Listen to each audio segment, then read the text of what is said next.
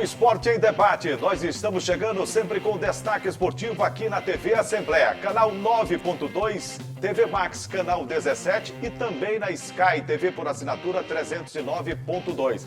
A partir de agora, o esporte em dimensão maior na sua televisão. E no programa de hoje, você vai ver. Sampaio empata com o São José em jogo fraco e se classifica para as semifinais do Maranhense. Cordino vence o Pinheiro em jogo polêmico e avança no estadual. Juventude e Tuntu caem para a segunda divisão. Moto perde para o IAP e está eliminado do Maranhense 2022. E mais, uma reportagem especial sobre o Rally Ilha Magnética, que será realizado em São Luís. Tudo isso e muito mais no Esporte em Debate, que já está no ar. E nós começamos o Esporte em Debate levantando a bola para falar da participação maranhense na LBF, a Liga de Basquetebol Feminino. E que participação o Maranhão vem tendo com o Sampaio Corrêa Basquete. Até aqui foram 5 jogos realizados, 5 vitórias consecutivas. O Sampaio está com tudo e não dá prosa a ninguém na competição. O Tricolor de Aço vai enfrentar nesta quarta-feira a sua 6ª equipe adversária na LBF, a Liga de Basquetebol Feminino.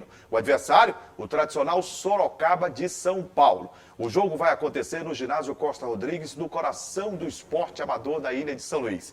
E a tendência é de termos uma casa cheia, pulsando, incentivando, empurrando as meninas do Sampaio Corrêa a mais uma vitória na LBF. O Sampaio muito próximo de conquistar a vaga para os playoffs da Liga de Basquetebol Feminino. A equipe está ajustada e tem mais uma coisa, vai receber reforços. A tendência é de um crescimento, de uma construção ainda maior da LBF com o Sampaio Corrêa. O time tricolor quer a conquista do tricampeonato estadual. E pelo andar das carruagens, o Sampaio Corrêa tem tudo para avançar, tem tudo para chegar à decisão e buscar mais um título da LBF. Parabéns às meninas que têm feito um grande trabalho, a comissão técnica está muito ajustada, o time está refinado em quadra e tanto jogando em casa quanto fora, a gente nem consegue perceber a diferença, porque elas estão realmente numa fase muito boa, esplendorosa eu diria. E das conquistas anteriores, esse é o melhor, sem sombra de dúvidas, começo do Sampaio Corrêa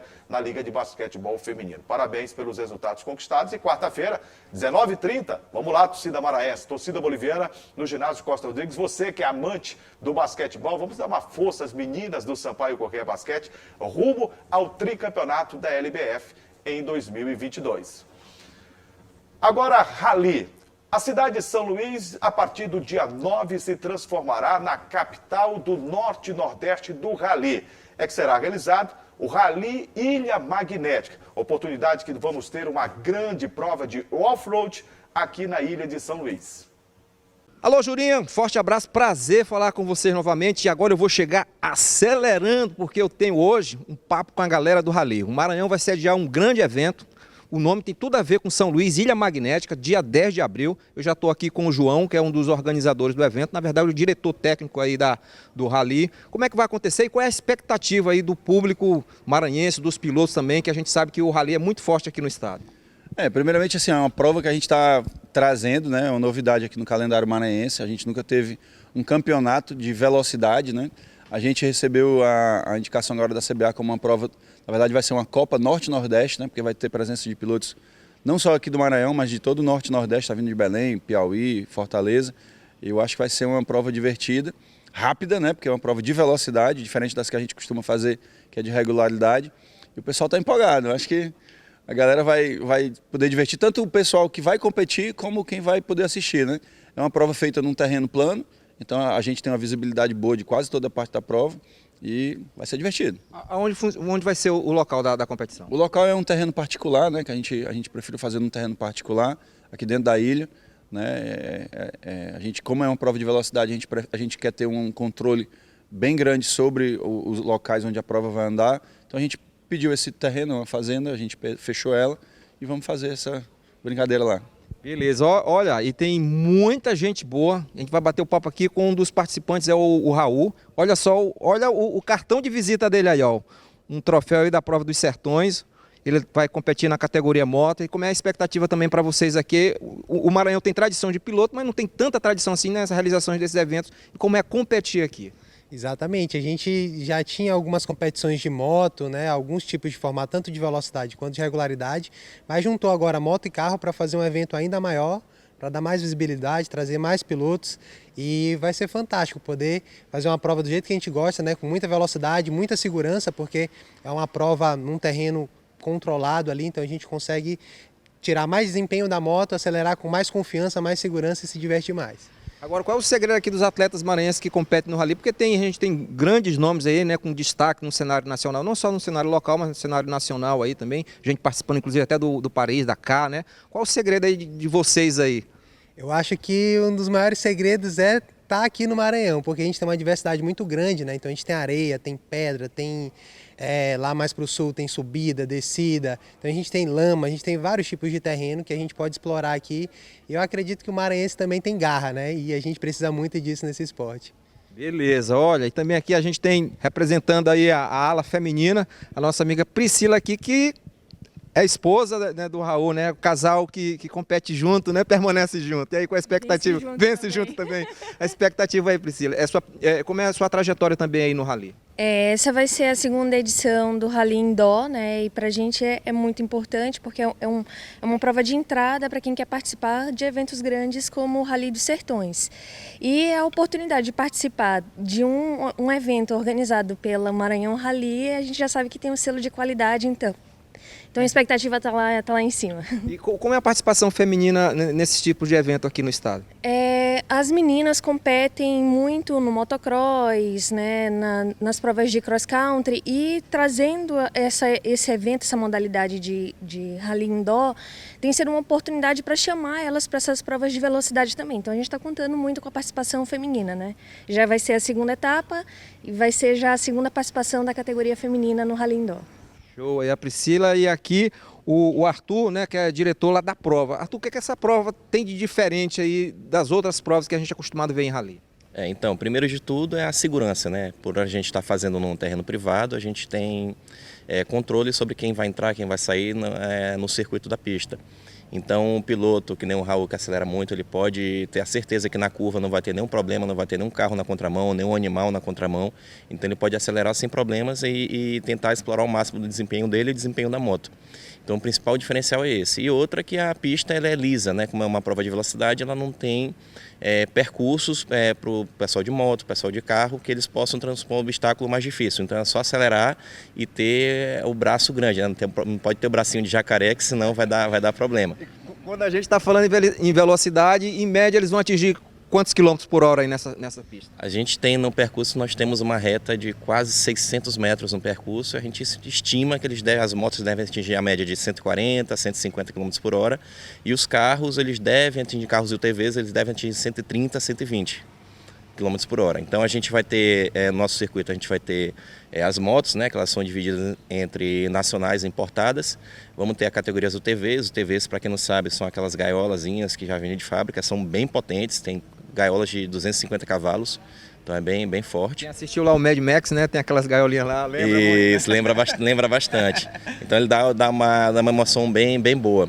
E nós vamos ter agora também a categoria 4x2, que é uma categoria do pessoal que corre arrancada, preparou o carro para isso, o carro, claro, todo o conselho da CBA, engaiolado, com banco concha, cinto 4 pontos, toda a segurança é permitida para correr. E vai ter muita gente de Belém do Pará. A gente conseguiu, junto à CBA, uma carreta, né, cegonha, para que eles possam trazer os pilotos de Belém do Pará. E nós vamos ter aqui já um grid inicial de pilotos de fora do estado, de 12 participantes já de cara. Então é bem satisfatório isso. Show, beleza. João, as inscrições ainda estão abertas? Quem quer participar ainda, quem vai olhar a nossa programação aí, tiver interesse, como é que faz? A gente tem o Instagram, né, que é o @MaranhãoRally, que a gente tem lá uma vitrine de todos os nossos eventos que a gente faz. E quem quiser realmente se inscrever, né, procurar mais o calendário, tudo pode ir no site www.maranhãorally.com.br.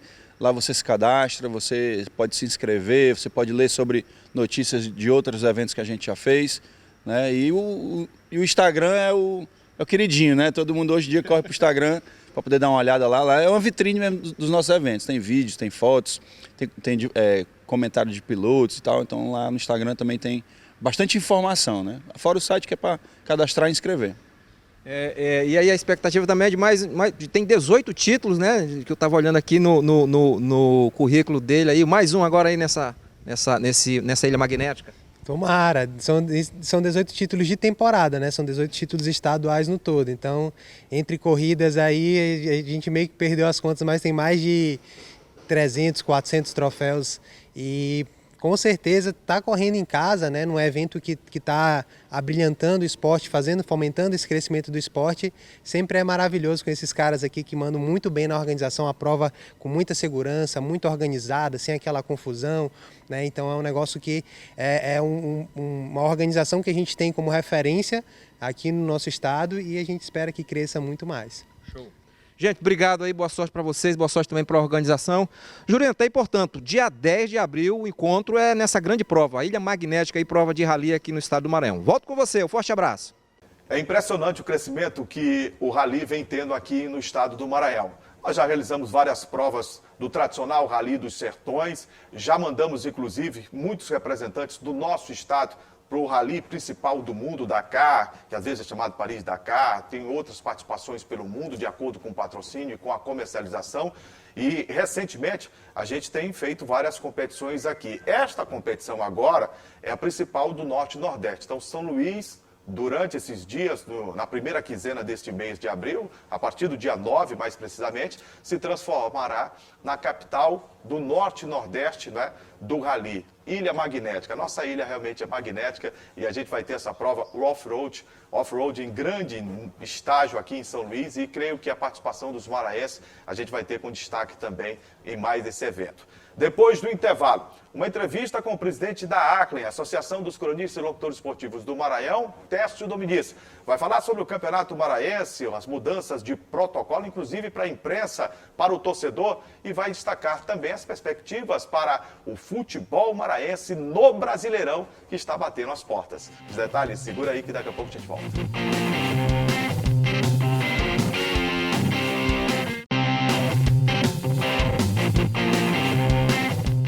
Já estamos de volta. O Campeonato Maranhense chega a uma fase decisiva, semifinais do segundo turno. Se o Sampaio ganhar o segundo turno, leva de rodão a competição neste ano de 2022. O Moto foi eliminado. A gente vai já falar muito mais sobre isso.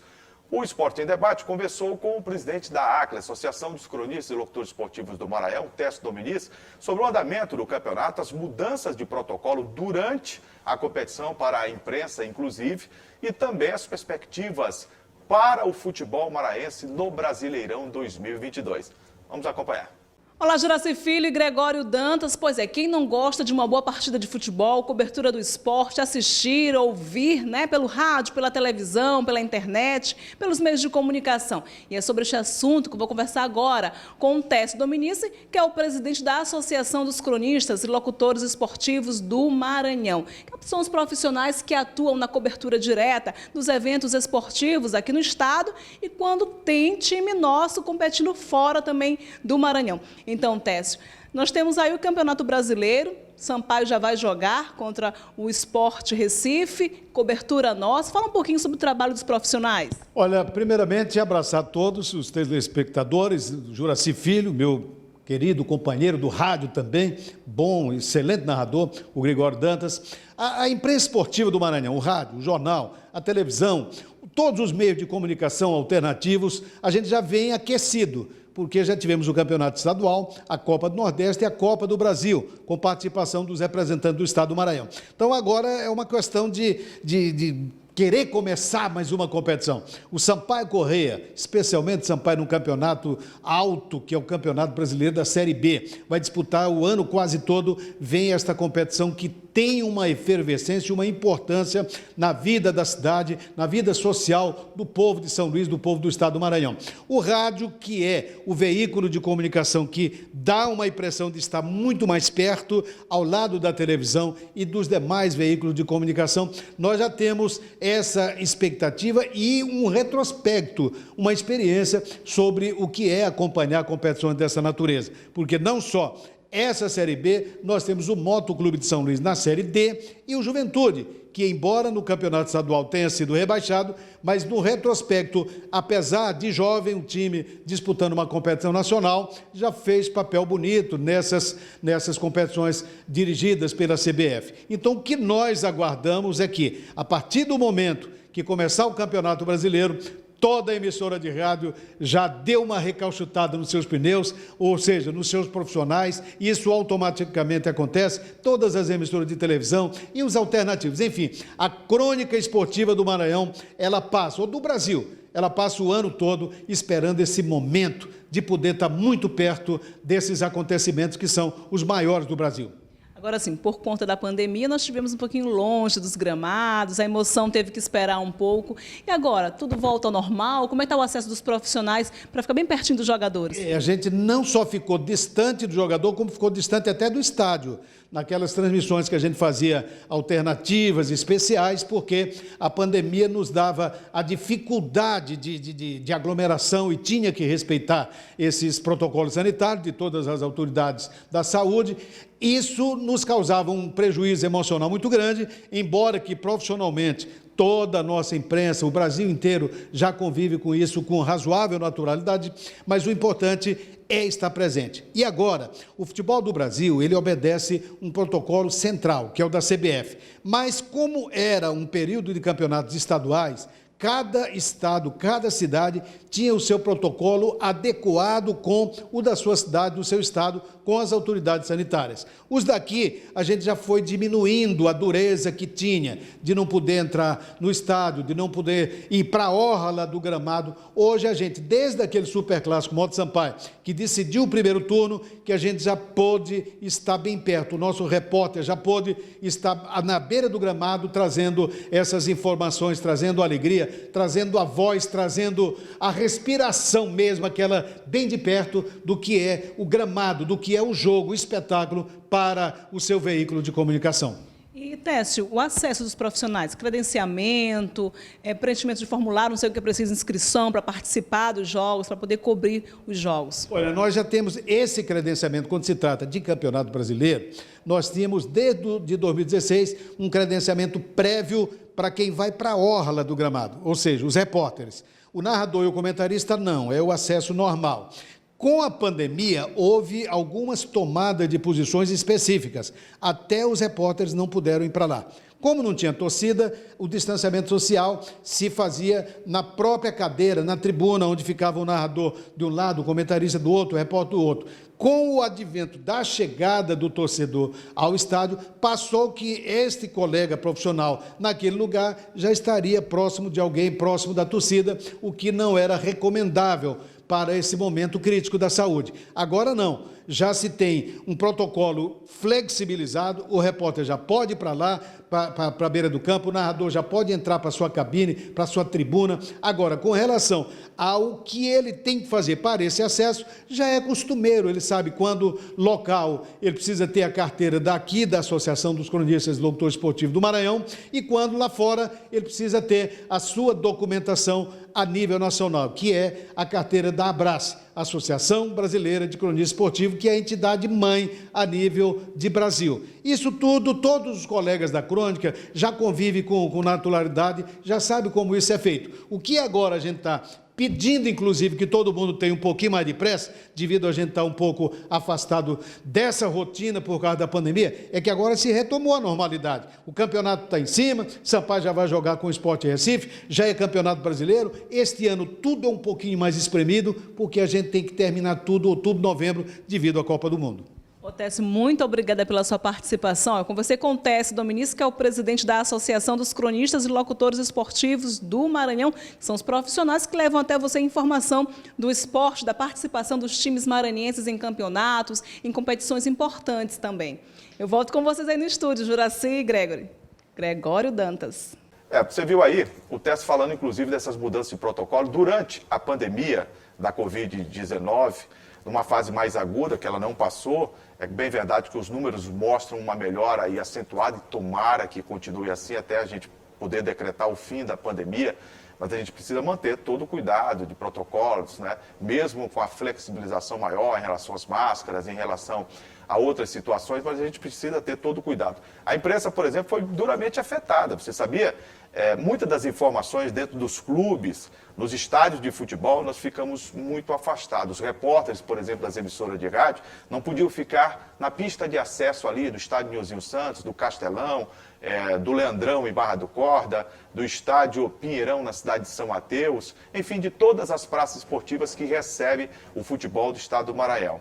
Foi muito difícil, foi complicado e a imprensa teve que se reinventar também nesse momento de pandemia da Covid-19. Foi difícil para todos os segmentos e para a imprensa também não seria diferente. Agora, é claro que dentro da habilidade dos veículos, dos profissionais, a gente faz de tudo para levar até você a imagem, o som, os detalhes, a riqueza, o texto, para que você possa acompanhar o esporte sempre em dimensão maior. Então, esse papo foi muito interessante com o Terço Dominici, que recentemente participou na sede da Federação de uma reunião, onde a própria Acklin e veículos de comunicação, todos eles, pediram à federação que mudasse o seu protocolo, que revesse o seu protocolo de atuação da imprensa nos estádios de futebol. Ainda bem que tardiamente, é bem verdade, mas nós conseguimos essa mudança, o que acabou tornando mais acessível o trabalho dos repórteres. E tornando o trabalho dos repórteres mais acessível, você, telespectador, você que ouve as emissoras de rádio, você que acompanha o futebol em diversas plataformas, vai ter uma informação mais precisa, uma informação mais próxima de tudo aquilo que é realidade e que acontece no futebol do estado do Maranhão. A gente precisa avançar muito na organização do futebol, no planejamento do futebol, na administração do futebol, na promoção do futebol, para que o torcedor, que, ao meu ver, tem gente que pensa ao contrário, é o maior patrimônio do futebol. A gente precisa investir na acomodação melhor do torcedor no estádio de futebol, nas informações, inclusive com antecedência de tabela, de regulamento, de mudanças quando acontecem, e explicar tudo aquilo que acontece no futebol para que o torcedor possa ter transparência total. E às vezes a gente não consegue ver essa transparência no futebol. Por isso a gente cobra, às vezes ele não gosta, eu não me preocupo muito com isso não. O nosso papel é cobrar, é defender os interesses da coletividade, do torcedor, que é sempre o mais interessado em relação ao futebol. E quando a gente vê públicos de 300, 400 torcedores, a gente vê que algo está errado. Algo está errado na elaboração dos projetos em relação ao futebol, na execução do projeto futebol, na forma de atrair o torcedor. Você vê que o maior público que nós tivemos até agora do Campeonato Maranhense foi Sampaio Moto, Moto Sampaio. Mas por ser Sampaio Moto, Moto Sampaio, não. Porque nesse jogo teve um atrativo, teve uma disputa entre o presidente do Moto, uma aposta que foi feita inteligentemente pelo presidente do Moto, o deputado doutor Iglesias, que foi bem abraçada pelo presidente do Sampaio Corrêa, Sérgio Frota, e isso levou 12 mil torcedores ao estádio de futebol.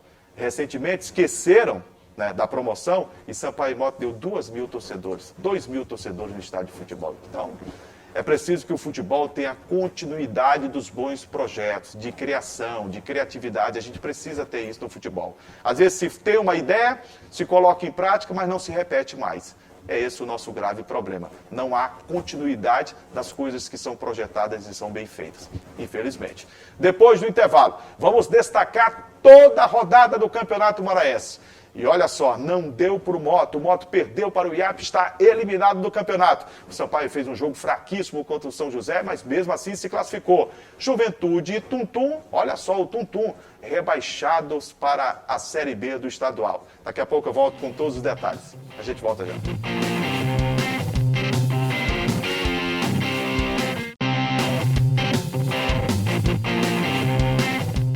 Acabou a fase de classificação do Campeonato Maranhense de Futebol 2022. Alguns torcedores chorando e pela decepção enorme têm uma certa razão. Outros nem comemorando estão a classificação, porque não era bem assim que o torcedor gostaria de ver. Já no interior do estado, a vibração é geral. A equipe do Cordino, a Onça Pintada de Barra do Corte, comandada por Ulisses, artilheiraço da equipe do Cordino, venceu o Pinheiro pelo placar de 3-2. É bem verdade que esse jogo está dando o que falar. A federação já abriu uma investigação porque 24 horas antes do jogo acontecer, o prefeito e patrono da equipe do Pinheiro, o prefeito Luciano Genésio, denunciou uma possível armação para beneficiar a representação do Cordino. Se é verdade ou não, as investigações é que deverão demonstrar se houve ou não. Mas não é que houve um problema de uma penalidade máxima marcada em favor do time do Cordino, que culminou com a vitória de 3-2, e as imagens não são bem claras, elas não mostram, né, ipsilitro, que o lance poderia ter sido apresentado para que a gente tivesse uma análise mais coerente em relação aos fatos. Mas eu achei uma situação duvidosa da penalidade máxima marcada. O certo é que o ato Paulo Souza Mourão, que é um dos bons árbitros do quadro da Federação Maranhense de Futebol, marcou. Diretoria do Pinheiro está revoltada, né, não aceita, pediu investigação e a federação vai atender. Vai realizar uma investigação sobre o jogo. Mas o resultado de campo está mantido até aqui. A vitória do Cordino pelo placar de 3-2. Polêmicas à parte, o Cordino vinha numa draga terrível, maus resultados, uma campanha pífia no campeonato. Contratou o técnico Massinho Guerreiro. Olha só. O Massinho que para o moto não serviu. O Cordino levou o Massinho e a partir daí os bons resultados rondaram sempre a casa do Cordino. Em São Luís já teve uma grande apresentação contra o Sampaio. E naquele momento eu disse, o Cordino hoje já é uma outra equipe. Não deu outra. O Cordino conseguiu os resultados dentro de casa e acabou de uma vez só, espantando a possibilidade do rebaixamento, né? E classificando-se para as semifinais do segundo turno do Campeonato Maranhense de Futebol, ao vencer o Pinheiro pelo placar de 3-2. Parabéns pelo resultado em campo, conquistado pela representação de Barra do Corda. Outro jogo interessante da rodada, não pelo ponto de vista de classificação, mas, lamentavelmente, pelo ponto de vista de rebaixamento. O Juventude, que já estava rebaixado, conquistou o resultado sobre a equipe do Tuntum.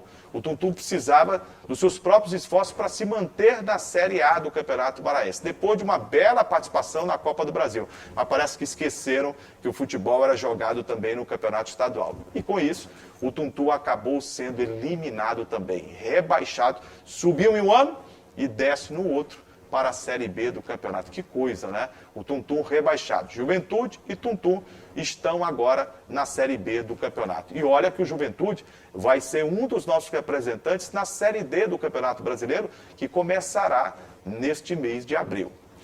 Em São Luís foram 2 jogos realizados. No Estádio Castelão, o São José enfrentou o Sampaio Corrêa. Gente, 0-0 foi o placar do jogo. E se pudéssemos colocar mais um 0 de cada lado, ficaria de bom tamanho. Pífia, bizonha a apresentação do Sampaio Corrêa.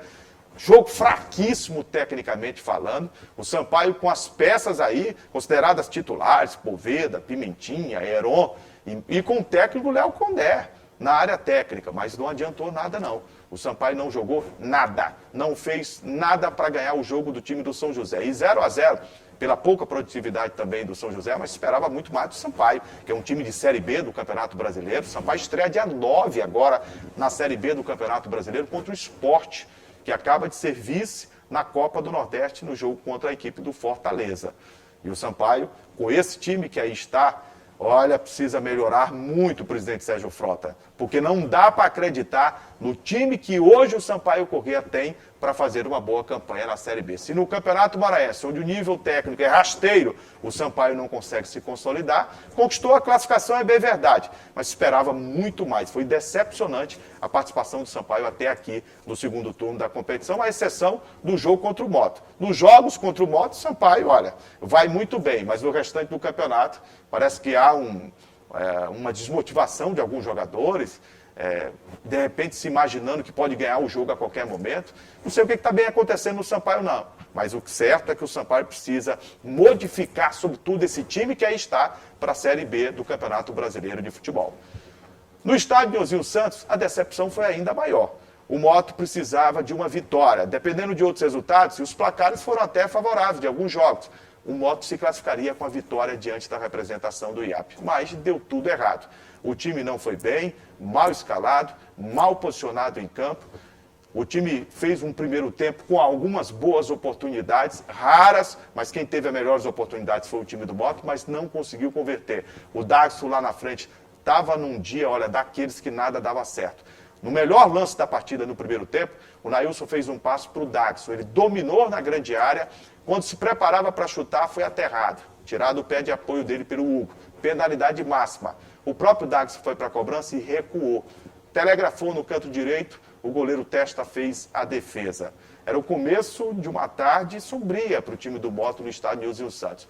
No segundo tempo, o time se arrastou e as modificações processadas pelo técnico Júlio César Nunes deixaram o Moto mais vulnerável, o Moto sem criação. E aí o IAP, uma meninada sub-19 que vinha da Copa São Paulo, treinada pelo Zé Augusto, imprimiu um ritmo fortíssimo para cima do Moto, que não suportou. Aos 26 minutos do segundo tempo, Cavi, de fora da área, arriscou um petardo de perna direita, a bola desviou da defesa do Moto e traiu a perícia do goleiro João Paulo do Moto.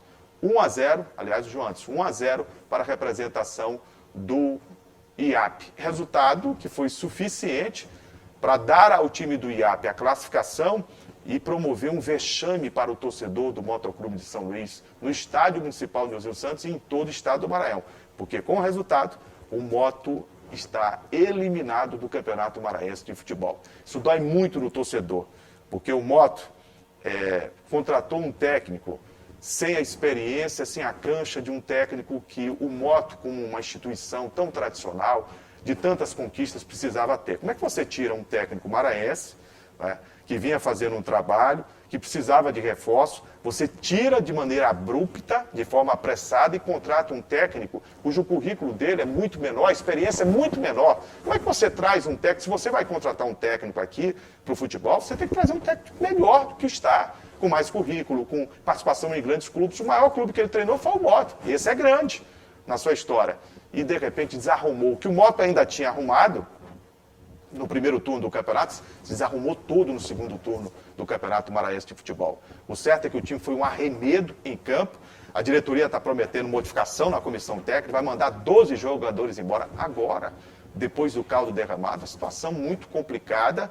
O Moto está fora, até aqui, da Copa do Brasil, vai ter que disputar a Copa FMF e lutar por uma vaga na Copa FMF para a Copa do Brasil do ano que vem.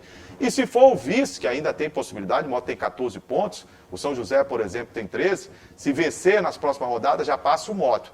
E se o Sampaio for campeão, o Moto teria a condição de ser vice. Mas se o São José não pontuar na próxima rodada do Campeonato Maranhense de Futebol. É muito complicado, inclusive, você pensar nisso. Vamos aguardar o desenrolar dos acontecimentos. Mas a diretoria prometeu, nas próximas horas, modificações na comissão técnica.